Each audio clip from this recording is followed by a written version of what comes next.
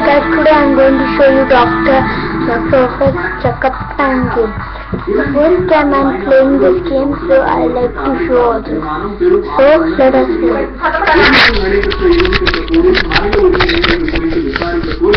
America சார்பில் தீர்மானம் கொண்டு வரப்பட்டிருந்தது. அதில் போர் குற்றம் தொடர்பாக சர்வதேச விசாரணை நடத்த வலியுறுத்தி இந்தியா திருத்தம் கொண்டு வர வேண்டும் என்பது உலகம் முழுவதும் உள்ள தமிழர்களின் எதிர்பார்ப்பு. இந்நிலையில் இன்று அமெரிக்க தீர்மானத்தின் மீது விவாதமும் வாக்கெடுப்பும் நடைபெற்றது. அப்போது திருச்சியில் இலங்கையில் நடைபெற்று வரும் மறுசீரமைப்புகளை பாதிக்கும் விதமாக இத்தீர்மானம் கொண்டு வரப்பட்டிருப்பதாக குற்றம் சாட்டினார்.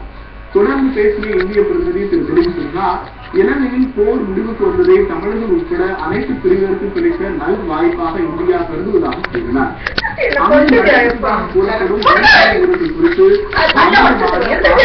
விசாரணை நடத்தப்பட வேண்டும் என்று வலியுறுத்திய அவர், அண்டை நாடான இலங்கையில் அர்த்தமுள்ள நல்லிணக்கம் ஏற்பட இந்தியா உதவும் என்று தெரிவித்தார். ஆனால் சர்வதேச விசாரணை கோரி திருத்தம் எதுவும் இந்தியா சார்பில் கொண்டு வரப்படவில்லை. இதையடுத்து தீர்மானத்தின் மீது நடைபெற்ற வாக்கெடுப்பில் 25 நாடுகளின் ஆதரவுடன் அமெரிக்காவின் தீர்மானம் வெற்றி பெற்றது. The results of the recorded votes are as follows: 25 in favor,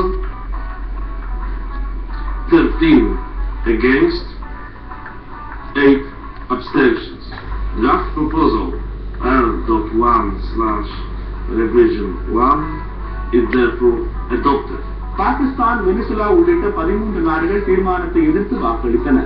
Japan உள்ளிட்ட நாடுகள் நடுநிலை வகித்தன. தீர்மானம் வெற்றி பெற்றிருந்தாலும் போர் குற்றங்கள் மற்றும் தொடரும் மனித உரிமை மீறல்கள் குறித்து இலங்கைக்கு எவ்வித நிர்பந்தத்தையும் ஐநாவால் செலுத்த முடியாது என்றும் வெறும் அறிவுரை மட்டுமே சொல்ல பயன்படும் என்றும் அரசியல் பார்வையாளர்கள் கருத்து தெரிவிக்கிறார்கள். ஐநா மனித உரிமை கவுன்சிலில் நீர்த்து போன அமெரிக்க தீர்மானம் நிறைவேற்றப்பட்டுள்ளதாக திமுக தலைவர் திரு கருணாநிதி தெரிவித்துள்ளார்.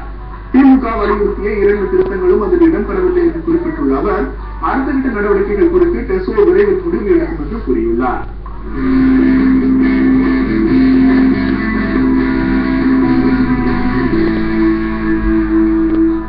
தமிழக அரசின் பட்ஜெட்டில் புதிய வரிகள் எதுவும் விதிக்கப்படவில்லை.